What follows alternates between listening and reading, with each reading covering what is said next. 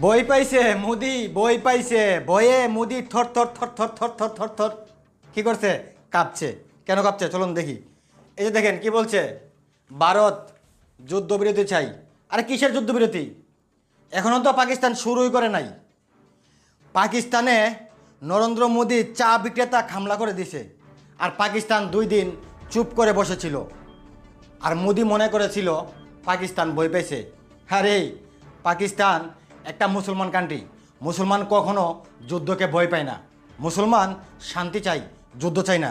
ওই জন্য 2 দিন চুপ করে বসেছিল। 3 দিনের মাথায় কি করলো দেখেন, এক হামলায় একদম পুরা ইন্ডিয়া তছনছ করে দিছে, ধ্বংস করে দিছে। ইন্ডিয়া কি করছে?